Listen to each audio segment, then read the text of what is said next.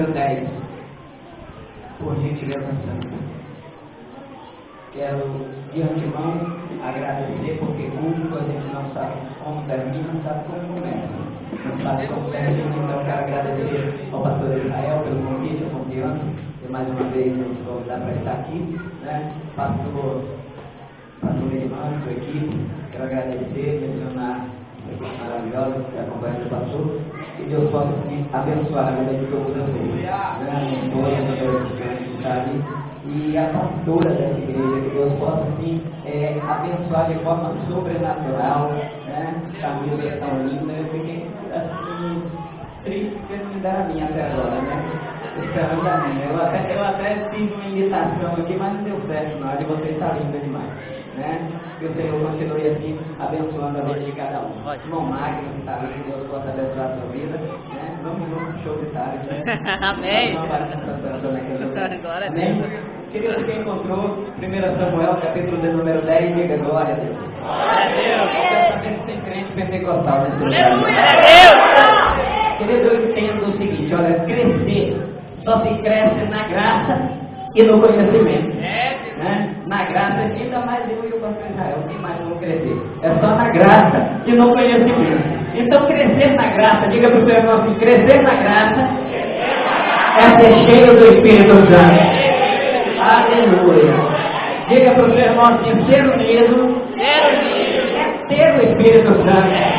Porque a Bíblia diz, em Salmo 133, ó, com gozo e com prazer, que os irmãos vivam em união. É como um óleo precioso. O óleo precioso é o Espírito de Deus que está nesse lugar. Você pode adorar a Ele, você pode glorificar a Ele. Se eu encerrasse agora, eu ia para casa abençoado. E olha só que eu estou bastante cansado de eu chegar para cada homem lá 8 da manhã, me dirigindo, mas eu falei com o pastor Atemil, não tinha que ser tu, tinha que ser vigília. Sabe por quê, Deus? Porque onde o Espírito Santo de Deus está, milagre acontece. Onde o Espírito de Deus está, a diferença, a mudança de vida, a mudança de história. Só quem quer essa mudança de história, levanta a mão do céu aí. Glória a Deus. Receba o Espírito do Senhor para a sua vida. Receba a livramento de Deus para a sua história. É só o primeiro ano, querido. É só o primeiro. Tem muitos por aí, amém? Amém. Pela que hora para terminar o microfone, 8 horas da noite. Olha só o que diz aí, querido. Um conselho de Samuel a Saul. Que Saul não soube aproveitar nem um conselho, né? Infelizmente tem crente aqui, né? Mas aqui em Sumaré, aqui em Sumaré é o povo do conselho, né? Ainda mais quando o conselho vem de Deus. Amém? Glória a Deus. Olha só o que diz aí o versículo 3. E quando dali passares, mais adiante, te chegarás ao carvalho de Tabor. Ali te encontrarás 3 homens, que vão subindo a Deus a Betel. Um levando 3 cabritos, o outro 3 bolos de pão, e o outro um odre de vinho. Pergunta para o seu irmão assim, por que os 2 levam 3 e um só leva 1?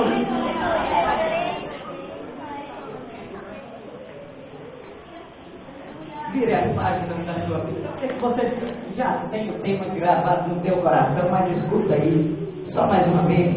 E era o coração e a alma da multidão do que? Já falei que Diga para ele assim, ó, eu, bata no peito e diga para ele, eu sou especial. O que eu tenho não é para qualquer um, é só para quem crê.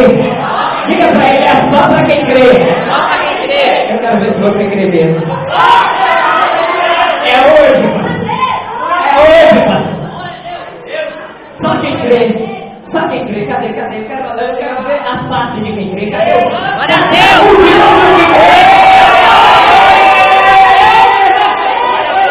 Aleluia. Glória a Deus. Misturado, valeu. aleluia, amém? O que me chama a atenção nesse tema, um tema sugestivo, um tema desafiador para nós pregadores, tá? Um tema desafiador para nós pregadores. Esse tema me chamou a atenção, né? Me chamou bastante atenção. Crescendo em unidade. Veja bem, querido, crescer em unidade é só para quem é valente, é só para quem é leão. T.H. Lourdes, no ano de 1823, escreveu uma frase bastante interessante. Escreveu uma frase mais ou menos assim: nunca vi coisa selvagem sentir pena de si mesmo. Um pássaro, ele cai de uma árvore morto e não sente pena de si mesmo, porque ele sabe que a todo instante que ele teve de vida, ele soube adorar o Senhor, que é digno de honra, glória, louvor e exaltação. Então saiba adorar, porque você é algo valente, você é filho de leão, filho do leão da tribo de Judá, e ele está aqui para te fortalecer, ele está aqui para te dar vitória. Na leitura do versículo tema, ou do versículo chave, o que me chama a atenção é que ele é escrito pelo médico Lucas, escrito em grego, um grego comum, popular, o grego que se usava nas comunidades, nas aldeias e nas cidades. O que me chama a atenção, queridos, é que quando ele registra em Atos 4:32, o que acabamos, o que ora lemos, o que me chama a atenção é que naquele momento estava acontecendo na igreja primitiva o segundo avivamento da história. O primeiro avivamento se dá em Atos 2, no versículo 42. O segundo avivamento se dá em Atos 4:32. O que me chama a atenção é que segundo o primeiro avivamento é derramado línguas repartidas. Entenda-me, por favor, é derramada línguas repartidas. Mas eu disse que não é para qualquer um, é só para quem crê. Porque a minha Bíblia diz que na primeira reunião, ali, naquele ambiente, tinha mais de 500. Mas a Bíblia diz que após a descida do Espírito Santo, só havia 120 reunidos na união e no partido PAN. Não é para qualquer um, é para quem consegue se unir, é para quem consegue crer, é para quem consegue adorar. Em meio à luta, em meio ao vento, em meio à tempestade, em meio à dificuldade. Quando o inimigo pensa que levou, aí eu vou aqui, esse adorador se levanta adorando, e a palavra de Deus é reativa, e ele chega na casa dele. São 120 que conseguem perseverar. A palavra do Senhor me chama a atenção que nesse segundo avivamento, pastor, não era mais um avivamento só de línguas repartidas, não era só um avivamento onde as pessoas agora falavam ministério com Deus, saltava, rodava, relampeava, pegava fogo, não. Esse segundo avivamento vem na vida financeira do povo. Olha o que me chama a atenção aqui, esse avivamento vem na vida financeira do povo. Todo aquele que recebe o Espírito Santo de Deus, ele não se preocupa com o dia de amanhã, o horário de trabalho, sabe por quê? Porque o Espírito renova a força. No outro dia ele fica na vigília, no outro dia ele sai para trabalhar, todo mundo está cansado, abrindo a boca, ele está adorando ao Senhor. Ele é o melhor funcionário da empresa, porque ele tem o que os outros não têm. Ele crê naquilo que ninguém crê, ele traz o incrível, ele faz virar crível na presença dele, sabe por quê? Porque ele crê não somente no Espírito Santo de Deus. Mas o que me chama a atenção, queridos, aqui é que no segundo avivamento, pastores, no segundo avivamento vem a vida financeira do povo. Eu estava em um curso financeiro e lá me disseram o seguinte: quando você quiser criar um inimigo, não precisa você falar mal dele. Quando você quiser criar um inimigo, não precisa você discutir com ele, não. Deixa só no bolso dele, você vai ter um inimigo mortal. Veja o que me chama a atenção. Lucas, ele expõe, ele cria uma grade sermonal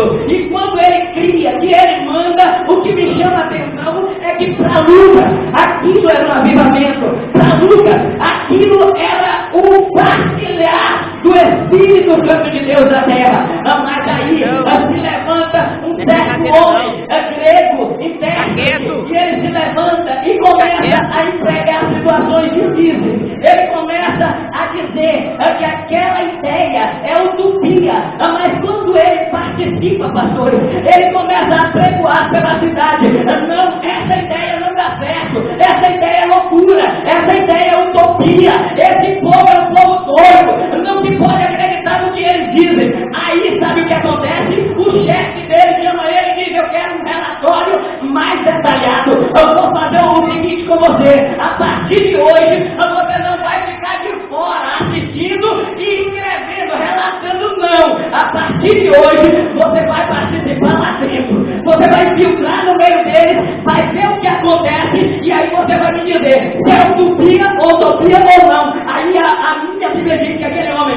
chegou no meio do povo e começou a analisar a história, só que caía a couro quando ele vê o Espírito Santo de Deus cumprindo a palavra do Senhor, chegando, ele se recebe, quem dava 1 recebia 100, quem dava 100 recebia 1000. Aí ele chega e escreve um novo relatório, e o relatório ele diz: a utopia que te falei, essa utopia é real, acontece no meio desse povo. Eu quero te dizer que o avivamento de lá, ele pode acontecer aqui, se você vai levantar sua mão direita para o céu, manda a glória para cima e abrir o seu coração, deixa o Espírito de Deus entrar. Glória a Deus! Aleluia, louvado seja o nome santo do Senhor para sempre. Me chama a atenção, querido, é que mesmo sendo inimigo, ele consegue ver que é real. Mesmo sendo inimigo, ele consegue ver que as coisas que para a comunidade era incrível, no meio do povo que tinha fé, era incrível, acontecia, era tangível, era palpável a presença do Espírito Santo ali. Mais à frente, vem ele e relata que verdadeiramente é real, é uma história que acontece. Mas eu quero te chamar a atenção, querido, que o tema dessa mensagem é crescendo em unidade. E crescer em unidade, nós temos que ter um conselho, querido, um conselho esse do profeta Samuel, que chama Saul e manda Saul ir pelo caminho, pelo Monte Tabor. O que me chama a atenção do Monte Tabor é que Israel é rodeado de montanhas, mas o Monte Tabor é um monte reservado no deserto, aonde ele fica 560 quilômetros de Israel, 830 do mar Mediterrâneo. O que me chama a atenção é que lá, esse Monte Tabor é um monte isolado, ninguém queria ir. E eu quero te chamar a atenção para uma coisa: existe um momento que é só nós e o Espírito Santo. Existe um momento que a nossa casa tudo está difícil. Existe um momento que a vida financeira aperta e o inimigo diz assim: está vendo? Você não foi para a oração, aí fica mais difícil de orar. Está vendo? Você não foi para a festa, quem te mandou investir para ir para a festa? Ei, querido, isso é o momento em que você está no Monte Tabor, mas ainda tem uma caminhada na tua frente, ainda tem um encontro. Só que quando o inimigo diz que é o momento que você investiu errado, o Senhor está lá do céu dizendo assim: meu filho, você investiu certo, eu estou aqui do céu e estou apostando em você, e estou enviando porção dobrada do meu Espírito. Glória a Deus! Me chama a atenção que o Monte Tabor, um monte isolado, o momento que Samuel diz a Saul: fica um instante só, medita na palavra, medita no que Deus tem feito na tua vida até aqui. Por mais difícil que seja a sua situação, por mais dificuldade que você tenha enfrentado, comece a meditar naquilo que Deus tem feito por você. É muito fácil olhar o problema. O difícil é entender que maior é o que está conosco do que o que está. É difícil entender que o Espírito de Deus, ele te quer como um vencedor, um campeão. Mas o que me chama a atenção é que tem que ter união. Glória a Deus. Tem que ter união. O exército dos Estados Unidos treinando seus soldados diz o seguinte: quando tem dois, tem um. Quando tem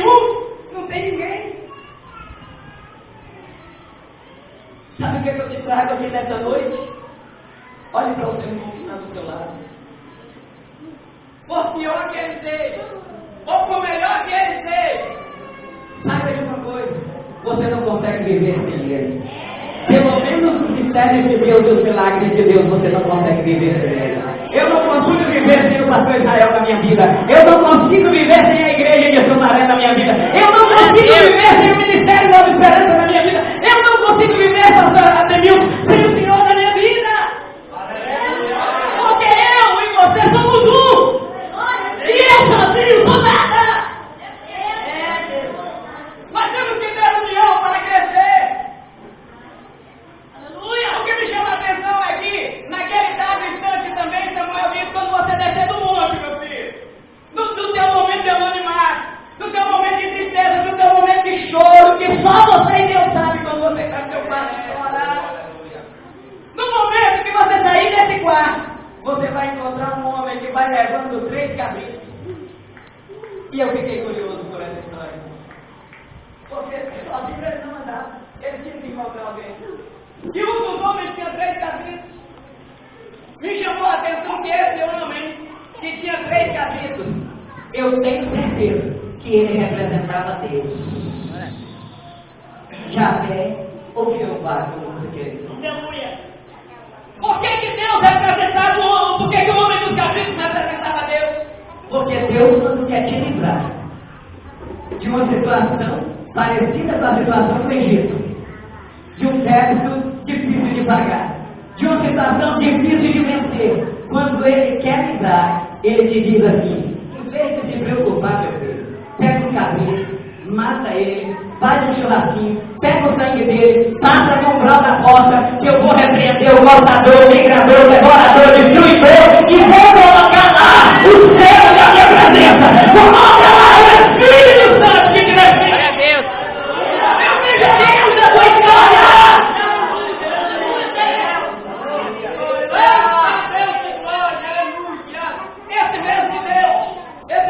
Essa mesma representatividade, eu posso me dizer que é Deus chegando no Monte Moriá, ao encontro de Abraão, e dizendo: não faça tal coisa, não sacrifique o teu filho, e colocando lá um cordeiro. É o mesmo Deus, é o mesmo Deus de Abraão, é o Deus da tua história, não é diferente. Não importa a dificuldade que você enfrenta, para Ele é nada, para Ele é nada.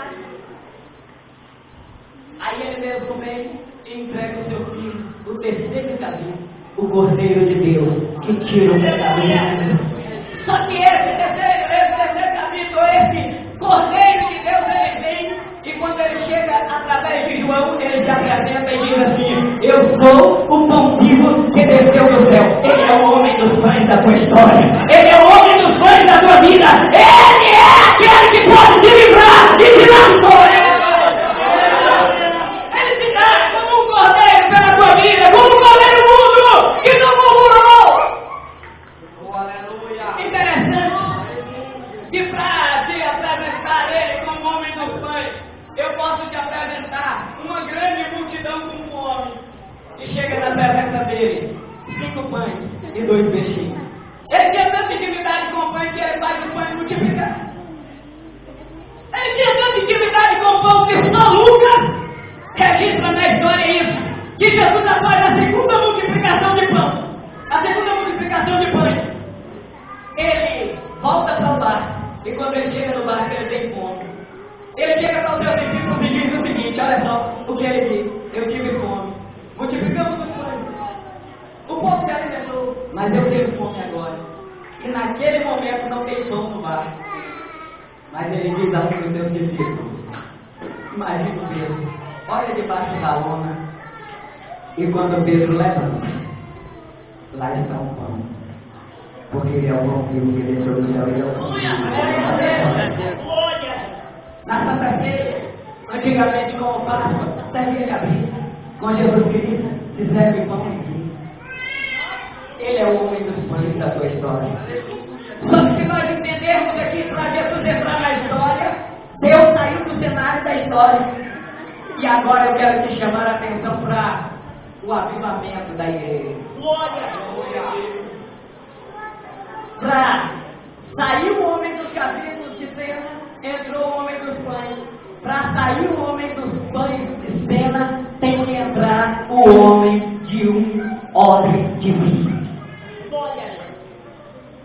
Que me chama a atenção que um tinha 3 capítulos, outro tinha 3 pães, e um tinha um odre de vinho. Sabe por quê? Porque esse representa o Espírito Santo. E nele não há divisão, nele só tem união. A Bíblia diz que ele age de várias maneiras, mas ele é um só Espírito. Meu Deus! Não há divisão!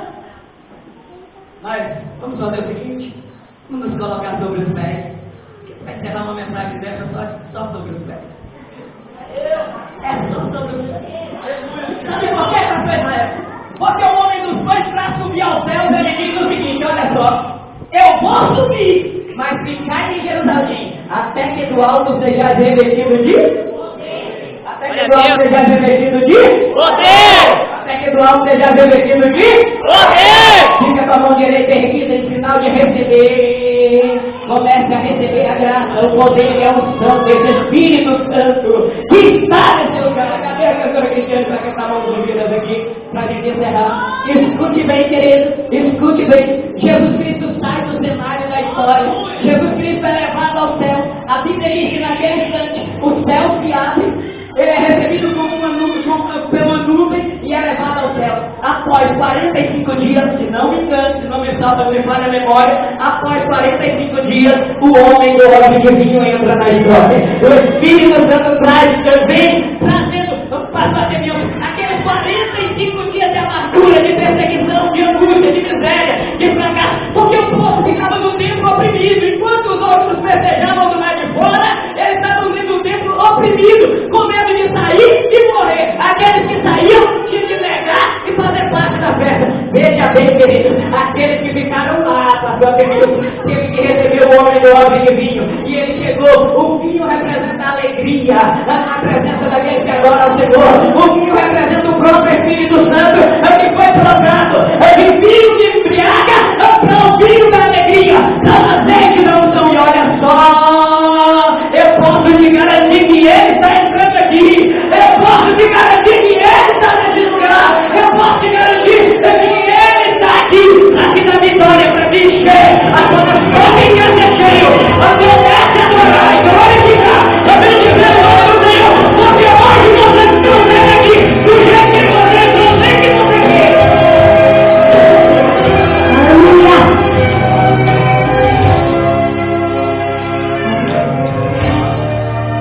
De onde vem essa unção, esse poder de curar enfermidade, tirar a dor com autoridade? De onde vem tanta unção?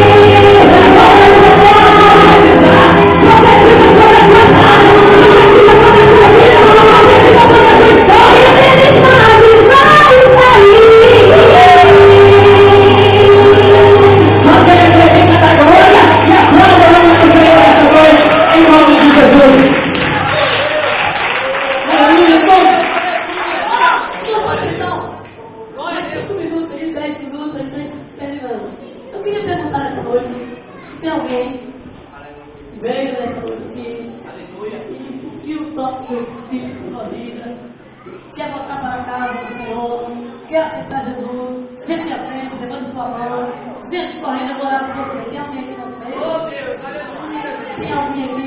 Aqui? Vai!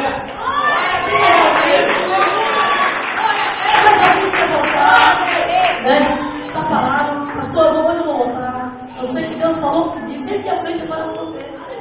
Você vai dar um vídeo, eu sei que tem gente que está duro, resiste tanto, né? O Espírito de Deus fala tanto no coração, para a pessoa que tirou do seu coração fechado, né?